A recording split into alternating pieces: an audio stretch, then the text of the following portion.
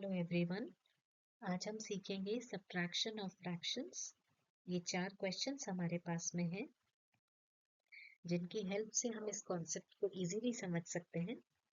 First question में हमारे पास में 2 फ्रैक्शंस हैं, 7/15 एंड 3/15, जिनके बीच में सब्ट्रैक्शन का साइन है। ऐसे क्वेश्चंस को करने के लिए हमें सिर्फ एक चीज़ पे फोकस करना होता है, वो है फ्रैक्शंस का डिनोमिनेटर। तो डिनोमिनेटर क्या होता है? किसी भी फ्रैक्शन के अंदर जो ऊपर वाला नंबर होता है उसे कहते हैं न्यूमरेटर, और जो नीचे वाला नंबर होता है उसे कहते हैं डिनोमिनेटर। ऑलराइट, अब हम क्वेश्चन स्टार्ट करते हैं। डिनोमिनेटर में जो नंबर्स आ रहे हैं वो सेम होने चाहिए अगर हम फ्रैक्शंस का सब्ट्रैक्शन करने जा रहे हैं। तो फर्स्ट क्वेश्चन के अंदर इस फ्रैक्शन का डिनोमिनेटर है 15 और इस फ्रैक्शन का डिनोमिनेटर है फिर से 15।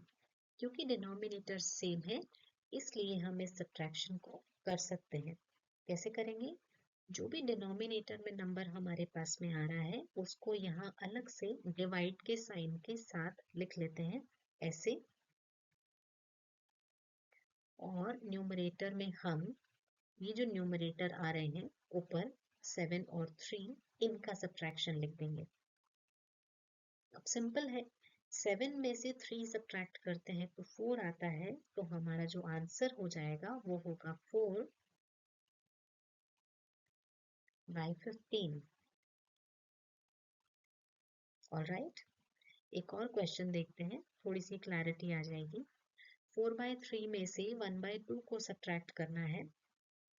डिनोमिनेटर पे फोकस करें। अब इस बार जो डिनोमिनेटर है वो सेम नहीं है, तो ऐसे केस में क्या करना चाहिए?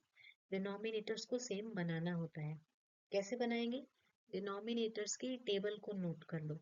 पहले हम 3 की टेबल लिखेंगे, उसके बाद हम 2 की टेबल लिखेंगे।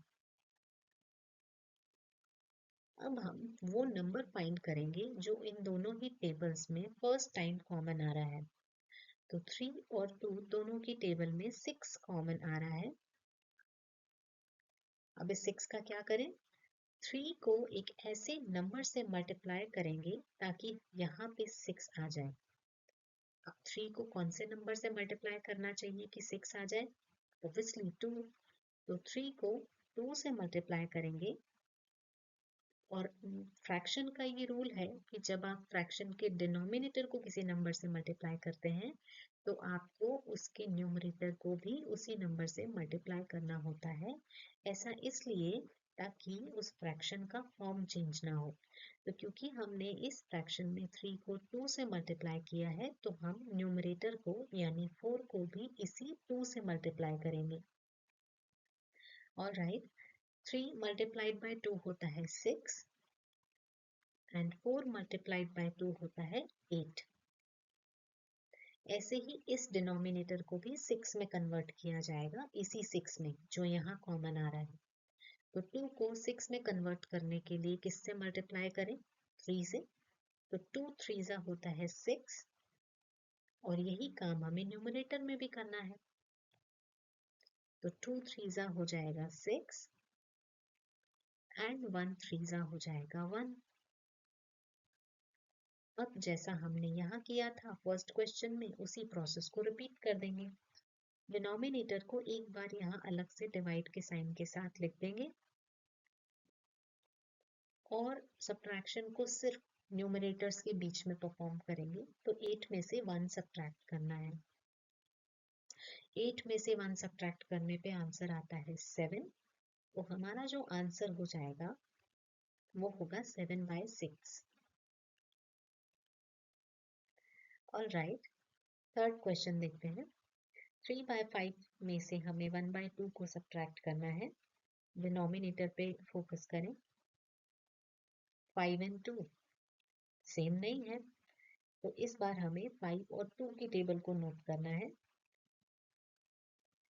ये रही 5 की टेबल, और 2 की टेबल हमने ऑलरेडी लिख रखी थी। फिर से प्रोसेस को रिपीट करेंगे जैसा हमने सेकंड क्वेश्चन में किया था। इसमें वो नंबर फाइंड करना है इन दोनों टेबल्स में जो फर्स्ट टाइम कॉमन आ रहा हो। सिंपल है, 10, तो हमें इन दोनों डिनोमिनेटर्स को 10 में कन्वर्ट करना है। सबसे पहले 5 को कन्वर्ट करते हैं।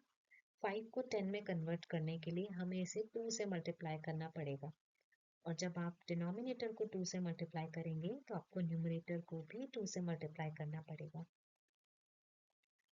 5 2 हो जाएगा 10 एंड 3 2 हो जाएगा 6। अब इस 2 को 10 में कन्वर्ट करते हैं, तो 2 5 होता है 10, मतलब 2 को हमें 5 से मल्टीप्लाई करना है और न्यूमरेटर को भी उसी 5 से मल्टीप्लाई करना है।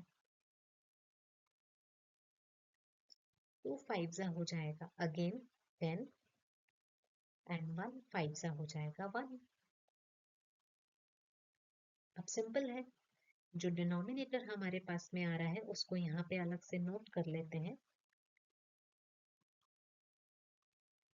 और जो न्यूमरेटर्स हमारे पास में है उनके बीच में इस सब्ट्रैक्शन को फॉर्म कर देंगे। 6 माइनस 1 होता है 5, तो हमारा आंसर हो जाएगा 5/10। Okay, next and the last question, 7/4 में से 2/3 को सब्ट्रैक्ट करना है। डिनोमिनेटर्स हैं 4 एंड 3 जो कि सेम नहीं है। फिर से इनकी टेबल को नोट करते हैं यहाँ पे। ये हो गई 4 की टेबल और ये हो गई 3 की टेबल। अब इनमें वो नंबर फाइंड करना है जो सबसे पहले कॉमन आ रहा है, वो नंबर है 12। तो इन दोनों डिनोमिनेटर्स को हम 12 में कन्वर्ट करेंगे।